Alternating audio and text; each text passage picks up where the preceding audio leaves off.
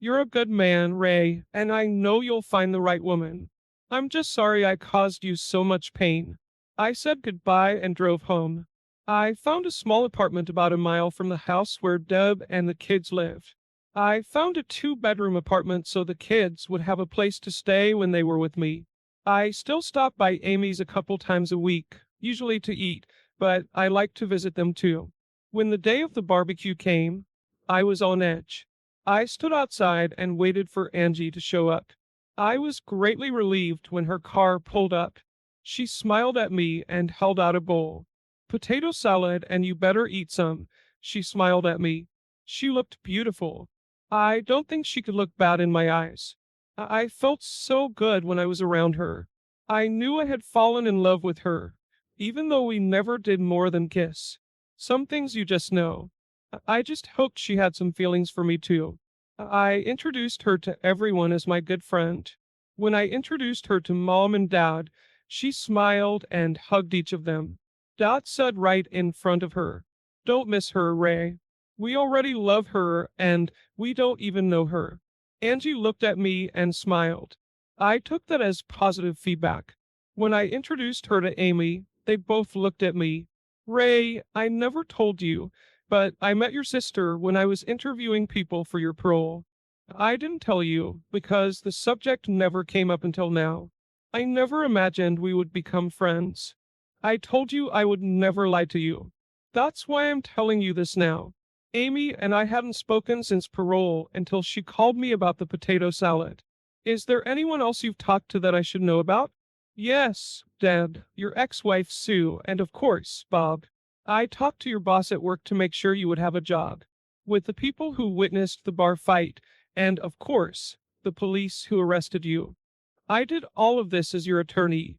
I never imagined I'd fall in love with you. After all, we'd never met. I'm sorry I didn't tell you about all of this, but I really shouldn't have told you about all of this. You were my client, and I needed to find out the truth before I could be behind you. If you want me to leave, please tell me and I'll leave." "Leave? Leave?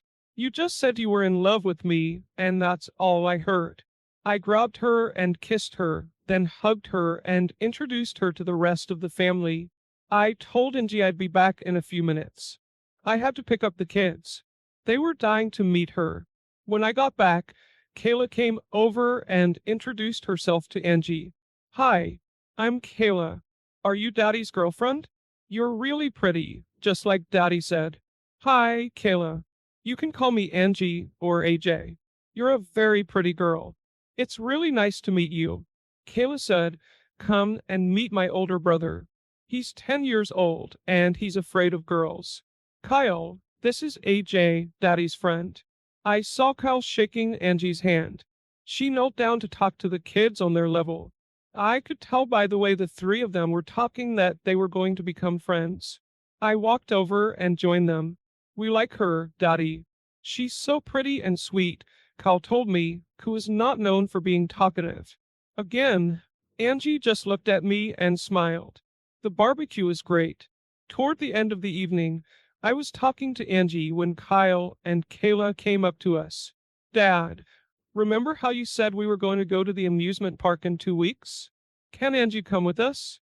Then when Kayla and I go on the rides, you'll have someone to talk to." I tried to explain to Kyle that questions like that should be asked in private. Maybe Angie had other plans, or maybe she didn't like amusement parks. He looked at Angie and apologized to her. "Sorry, Angie. I didn't realize you didn't like amusement parks." Angie started laughing. She knelt down and said to Kyle, "Honey, what your daddy means is that you should ask him those kinds of questions in private, not me. As for amusement parks, I love them and would love to go there if it's okay with your daddy. Maybe you and I can ride the roller coaster together." Needless to say, we all went to the amusement park and the kids rode everything they could get their hands on. Angie kept her promise to Kyle and rode the roller coaster with him. She also rode the Ferris wheel with Kyle. On the way home, Kayla said to me, "Dad, you have to buy a car instead of your truck. You can't expect Angie to use her car all the time because we all won't fit in your truck." That made Angie and I laugh, but the girl is right. Over the next couple weeks, I didn't see Angie much. I had to work a couple weekends and she was busy in court. We talked on the phone a couple times, but it wasn't the same. One Saturday, I picked up the kids and we decided to go to Chuck E. Cheese's. It was a pizza place for kids. Besides pizza, there were all kinds of games where you could win tokens and get little prizes. We were already at the house when Kayla asked me if she could call Angie and ask her to come with us. I didn't want to disappoint her, so I said I would call Angie. I called out, Angie, it's Ray. Kayla asked me to call you. What are you doing tonight? Oh, hey, Ray. I was going out with some friends. Why? Nothing. Have a good time. Ray, you said Kayla wanted to ask me something. Please put her on the phone. It's okay, Angie. Yes, that's something. Please put Kayla on the phone. I could only hear one side of the conversation. Hey, Angie. Dad's gonna take Kyle and I to Chuck E. Cheese's for pizza and games. We were wondering if you'd like to come with us. Yeah. Okay, I'll tell him. We miss you too. Okay, bye. Bye. I felt sorry for Kayla. I'm sorry, honey, but she already has plans. What do you mean, Dad? She said she'd be here in half an hour. She said to tell you that she's going to buy a car so she doesn't have to use her automobile all the time. Yes, Daddy. She said she misses us. That evening, after we returned from a pizza party where the kids each won a half dozen stuffed animals, thanks to Angie and her play skills, I took the kids to their mom's house. Angie told me it was time to get to know each other better. We went to my apartment and sat on the couch. Angie, you know I love you, don't you? I wouldn't be here now if I was thinking about something else. I want you to make love to me. I haven't trusted any man in a long time. All I ask is that you be caring and gentle. I don't want to be used. I want to be made love to. We started on the couch and moved to the bedroom. We did whatever we wanted. I massaged her feet, licked the whipped cream off her belly, and everything else. We spent half the night caressing, massaging, and making love. I felt best when I could hold her in my arms after making love to her. It felt so good to cuddle and hold her against me. It had been so long since I had done that. She ended up staying out all night. I got up before she did and made us French toast. She came out of the bedroom wearing one of my t-shirts. That t-shirt never looked so good, I told her. I couldn't believe how great she looked even in the morning. She took a quick shower, and we sat down to talk. Angie, what's next for us? You know I love you, and my kids love you, and my whole family loves you. What do you want to happen next, Ray? I sound like a lawyer. We've only known each other for a few months, and we made love for the first time last night. I know it's only been a few months, but I want you in my life every day. If we haven't made love enough, we can go back to the bedroom and spend all day there. Angie smiled at that remark. Angie, I want you to be my wife. Will you marry me? Tears came to Angie's eyes. Ray, just so you know, I don't take love lightly. I made a mistake once like I told you before. Yes, I will marry you. I want you to know that I will always be there for you and the kids. I know what you went through in your first marriage. I will always be honest with you, and I will never cheat on you. I will expect the same from you. She walked over to me and kissed me very passionately. Honey, what's the matter? You look happy but sad at the same time, I asked her. These are my thoughts about my dad and how happy he will be. Most young girls think about that special wedding day. How they will put on a white dress, how their dad will walk them down the aisle and give them to their husband. I know that will never happen to me, and it makes me sad. She cried softly. Last time my father didn't even know I was getting married. By the time I wrote him, I had miscarried and was on my way to divorce. I'm sorry, Ray. I shouldn't be thinking about this right now. After all, I'm going to marry the man my father approves of and who I was in love with from the first time I met him. What? You loved me from the beginning. I wanted you from the first time I saw you, but I know you knew that. She smiled sweetly at me and asked me when I wanted to tie the knot. I replied that all arrangements would be on her terms. We both agreed that it would be as soon as possible. I asked her if I could start telling everyone, and she said she was going to, so we just needed a date. We decided it would be in 2 months. For the next few days, I was over the moon. I told Amy and her husband Kenny about it. They were both very happy for us. I needed to tell the kids. I called their house and had them both hooked up to the console so I could tell them at the same time. They both yelled how happy they were and how much they liked Angie. I told them it would happen in a couple months, but I wanted them to be one of the first people I told. I walked into Angie's office and Mary, her secretary, congratulated me. She told me that Angie had already told everyone and invited everyone to the wedding reception. She called Angie and told me to come in. Angie was already waiting for me. When I walked in, Angie was crying quietly. "What's the matter, Angie?" I called the prison, spoke to the warden, and asked him if my dad could get a day's leave to attend our wedding. He told me that my dad is not allowed to leave the prison under any circumstances. His life sentence means just that. He told me it was out of his hands and there was nothing he could do. I'm so sorry, Angie. I know your father's presence means a lot to you. It's getting worse, Ray. Dad's cancer, although it was in remission, is now back. He has 3 to 6 months to live. She started to cry and I pulled her to my chest. I thought, why, Lord? Why did you do this to her? She was a good person and I was really hurting for her. Angie, I've been buying your father cigarettes since I was released. It was a deal I made with him. I'm sorry. It's not your fault. Dad doesn't smoke anymore. He uses the packs of cigarettes people send him to barter with other inmates. You didn't contribute to his cancer. I had an idea, but I didn't want to tell Angie about it and take away her hope. I kissed her goodbye and told her I'd see her the next day. I canceled work the next day and went to the prison to see Keeler and the warden. When Keeler saw me, he smiled. You take good care of my little girl, Ray. All I ask is that you make her happy. She deserves so much better in life than what she's gotten. I explained my idea to Keeler and at first he said no, but finally he agreed if I could persuade the warden. Then I told him I would see him later. I had an appointment with the warden. The warden greeted me. Well, Ray, I see you're keeping your cool and getting married. I'm sorry about Keeler, but he's a life prisoner and we can't let him out for his daughter's wedding.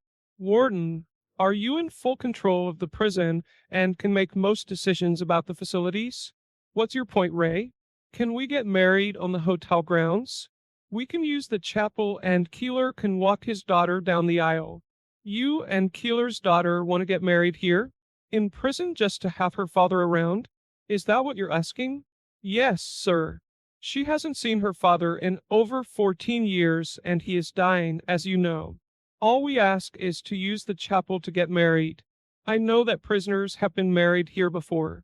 Okay, Ray, I'll set it up from the side. It doesn't have to be a big celebration. You can only invite 3 outsiders to the prison besides yourself and your fiancé. I'll let Keeler invite a few of his fellow inmates. You will have to use the services of a prison attendant. I thanked the warden and headed back to Keeler. Dave! Keeler laughed when I called him by name. The warden agreed with my idea. I'm going back to tell Angie. Thanks, Dave. I know it means a lot to our girl. Dave smiled at me. Ray, write down the number I'm going to give you. I wrote it down for Angie.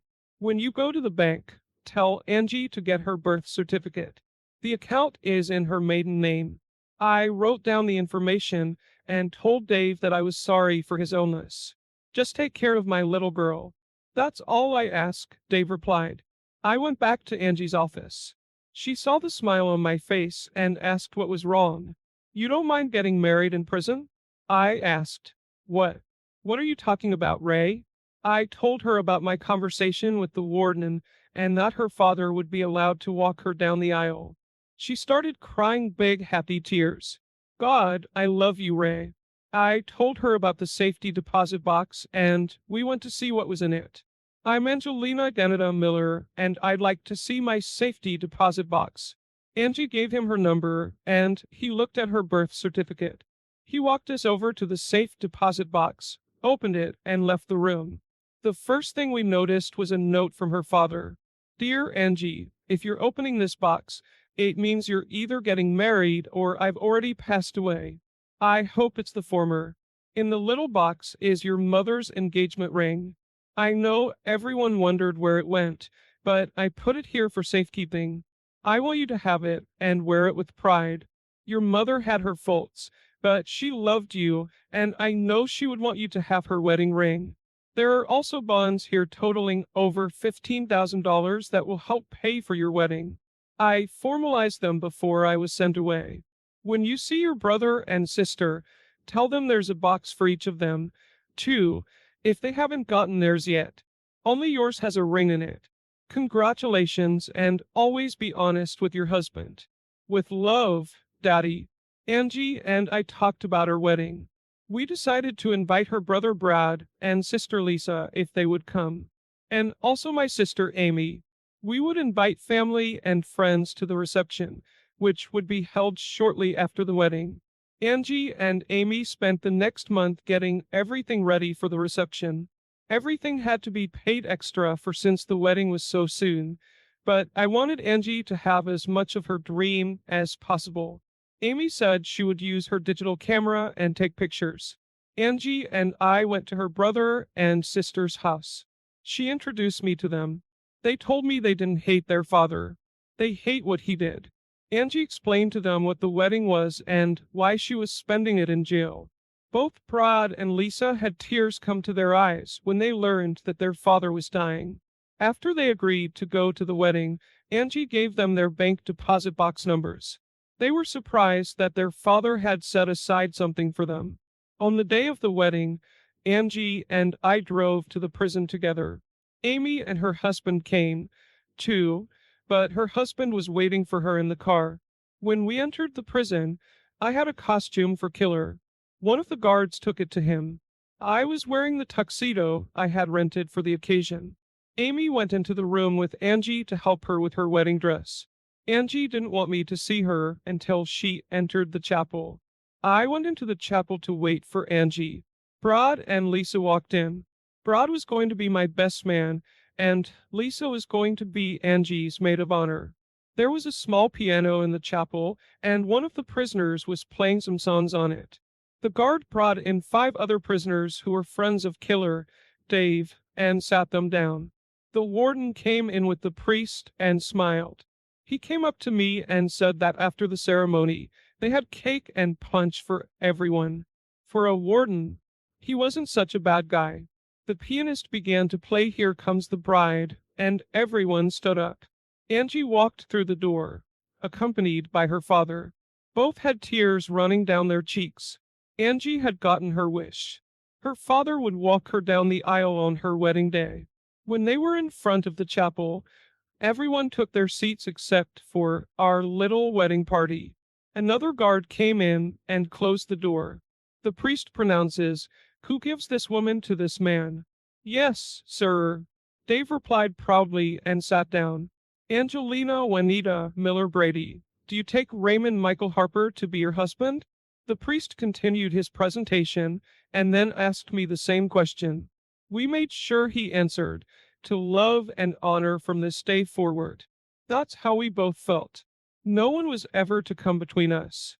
We had both had a difficult life up to that point. We knew we would do everything we could to make our marriage work. After saying my vows, I kissed the bride. She then turned around and kissed and hugged her father. We all went to an adjoining room to talk for a few minutes and to eat cake and punch provided by the warden. Brad and Lisa walked over to their father and hugged him. It was the first time in almost 15 years that they had talked to him. There were many tears, tears of joy and tears of remorse. They knew their father was dying and they wanted him to know that they still loved him. Amy took pictures of Angie and me throughout the service. She also took as many pictures as she could of Dave with his 3 children. She captured the tears, hugs, and even a little laughter they all shared in that short period of time. She left, and she and her husband took the photos to a 24-hour photo center where they were developed and some enlarged. We said goodbye to Dave and the warden. We thanked him for making Angie's dream come true. As we left, we noticed that Brad and Lisa were still talking to their father. It was a wonderful sight to see. We headed back into town and to the reception. Everyone we invited was present. The first people we saw were Kyle and Kayla, who were jumping up and down when we got out of the car. They ran up to us and hugged us. We walked into the auditorium and were greeted with shouts of joy. My parents were there with tears in their eyes, as was almost everyone who greeted us. Many of Angie's friends were there to greet us. Most of them I had never met. I noticed Mary as she came over and gave us a hug. About a half hour later, Amy showed up with the pictures. She enlarged some of our pictures. She spread them out on the table for everyone to look at. Brad and Lisa stopped by the house to pick up their families. Brad was with his wife and 2 children. Lisa was with her husband and 3 children. Both families walked up to Dave's picture and told the kids that this was their grandfather. Amy told them that she had taken 4 sets of pictures, and after the reception, each family would be able to take a set home. There was one for Brad and Lisa, one for Angie and me, and of course one for Amy. I wanted to tell you how incredible Angie looked in her wedding dress. If she had wings, she would have looked like an angel that God sent. To me, she was the most beautiful woman I had ever seen, and she was my wife. I think most men feel that way about their wives. We danced and ate and danced some more. To the clinking of glasses, our lips were together most of the night. People I worked with told me I was a very lucky man. Believe me, I didn't need to say that. I knew I had the ring and I intended to hold on to it forever. For those of you wondering, Deb and Pat did not attend our wedding. It was Angie's day and I didn't want anything to ruin it.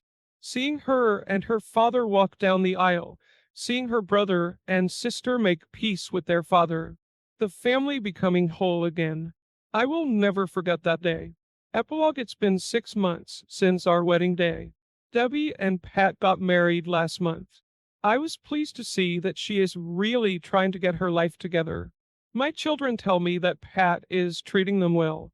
I asked about Aunt Sue and Uncle Bob, and my kids tell me they moved to another state.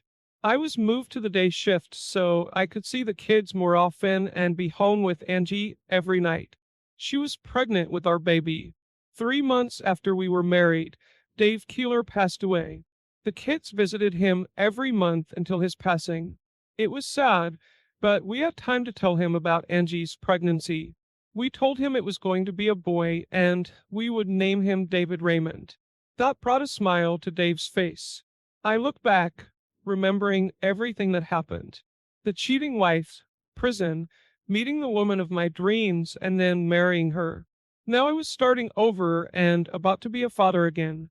Not a day goes by that I don't thank God for what I have.